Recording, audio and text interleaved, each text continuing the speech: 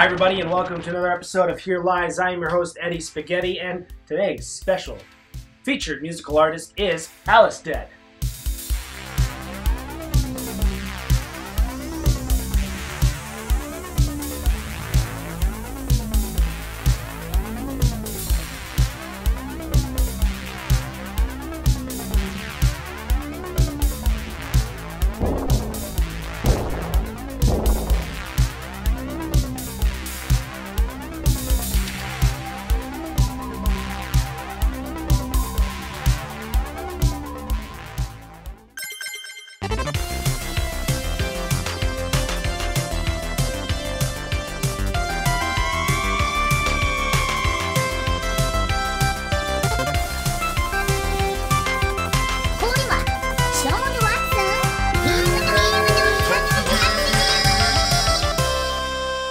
Hey everybody, so today we're going to be talking about a computer game, and who better to speak to about gaming than Sean Watson, the Game Master. That's right. We're taking a trip to the land of DOS.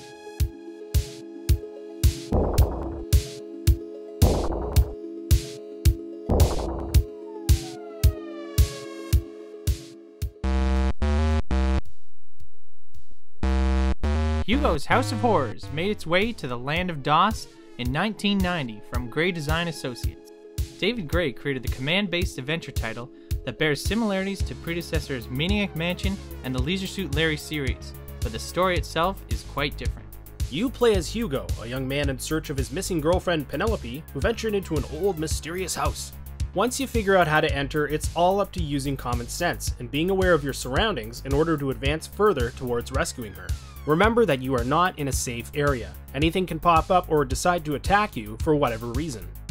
This game is command-based, meaning you can perform specific actions by only typing them for Hugo to act out.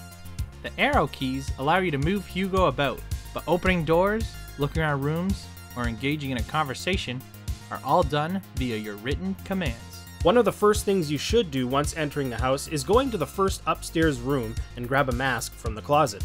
Once commanding Hugo to put the mask on, you'll blend in with the rest of the weirdos in the house. It may come off a bit tedious, especially when compared to games nowadays, but allows for more creativity in discovering what Hugo can or can't do. And you're going to come across many other odd situations. Some depend on using items you have in your inventory. Too dark to look in an area? Use that candle you picked up earlier. Need to distract a malicious dog? Well then, toss that meat hors d'oeuvre you've been carrying around. Anything you pick up has a purpose. You just need to solve the hint at when to use it. Hugo spawned two direct sequels. Hugo 2 Whodunit switched roles, with the player now controlling Penelope in an attempt to find the missing Hugo at a relative's mansion. And Hugo 3 Jungle of Doom put you back in Hugo's shoes after a plane crash with Penelope in uncharted land. Both of them contained the same game engine, which would only change when a reboot called Nightmare 3D swapped the command-based adventure for a first-person shooter. So Hugo's House of Horrors is like one of my favorite DOS games ever. I like it more than any of the Commander Keens. I like it more than Duke Nukem 3D. I like it more than any of the Scum engine games from LucasArts. Even though it's like a predecessor to those in a way, like I just friggin' adore this game. So when I was a kid, I would spend summers at my Oma and Opa's house, and they had a computer in the basement, and they had a whole bunch of those like CDs that had 50 games on it sort of thing. They're all shareware, all public domain. And I would go through them all. I remember like one of my favorite ones was Mad Dog McCree, which was this like click shooting game. You wouldn't be trying to get the sheriff out of jail now, would you? Chaco! Show him what we did to trouble. One of the games on the disc that I really liked playing was Hugo. And Hugo was just like, it was a little harder to play than the other games because of the fact that you have to type out all your actions. Because in this game, they do have a lot of like words and stuff that you like, you have to spell correctly, or else the game will tell you, sorry, I do not understand, or Hugo doesn't understand what you're talking about. Well, Eddie, sounds like a very special game to you, and it's one of your favorites, and I want to experience it in today's day and time. Never made many trips to the land of DOS, but this was an interesting one. I tell you, when I was a kid, I remember going to people's houses. I saw Maniac Mansion, Space Quest, all those crazy games. Now, the artwork in this game was really cool. I liked the way it looked. I mean, it's old school, It doesn't look like 8-bit graphics, you know. The computer, it's always different. It's a weird world, I find, you know. The first part of this game, I mean, I got a little annoyed. I was thinking, Eddie loves this game. I don't want to bash it or anything. I was like, I gotta figure it out, you know. But I was trying to unlock the door. I'm like, unlock, look around. You know, I couldn't figure it out. Now, besides teaching me how to spell better and be a better problem solver, Hugo also got me into understanding what walkthroughs were, because eventually during the game it gets really frustrating. You don't know what the fuck you have to do. You know, there's a scene where you have to throw a piece of pork at a dog so that it doesn't kill you like immediately. But in the walkthrough, it tells you type it out first before you enter the room, and that way when you enter the room you can immediately press enter. Hugo will throw the piece of meat, the dog will catch it, and he'll leave you the fuck alone.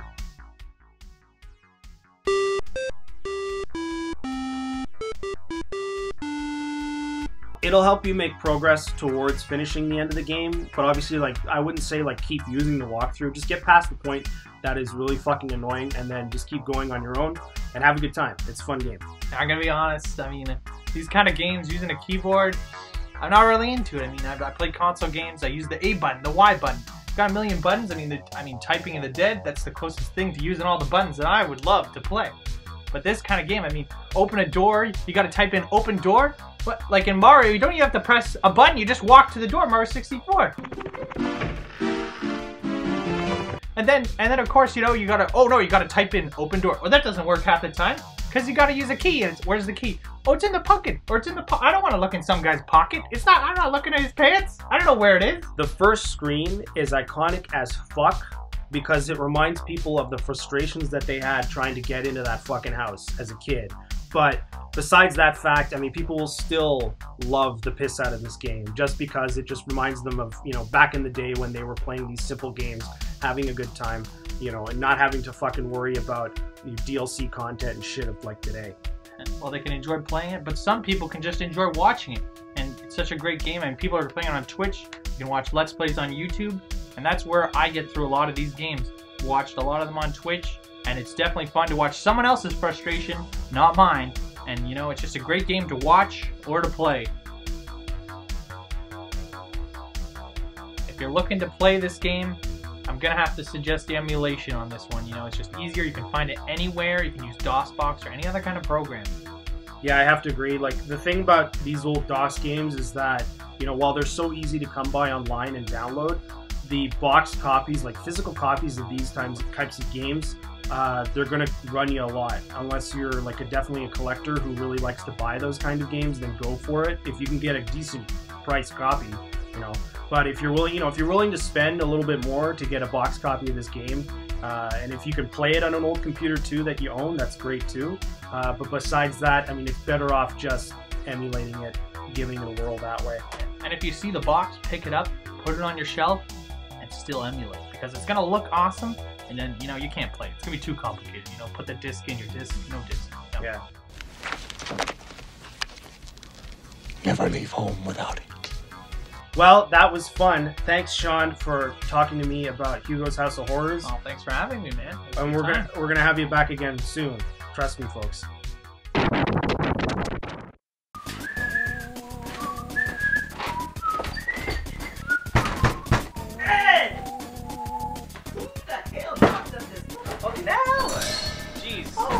Hey, Abbott, how you doing?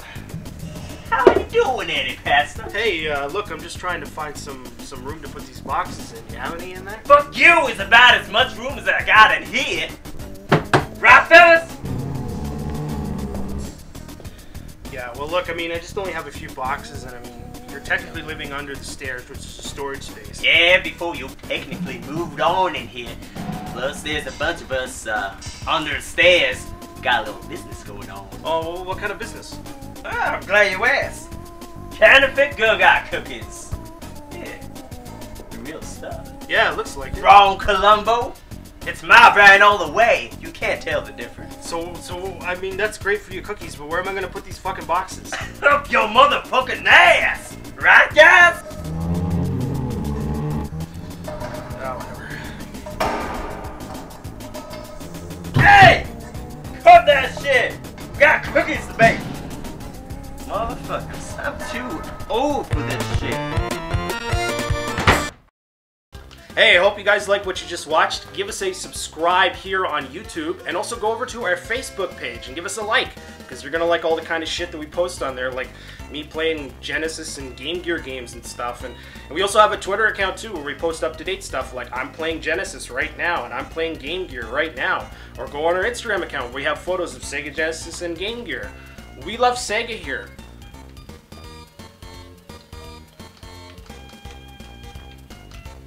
We're not getting paid by Sega, by the way.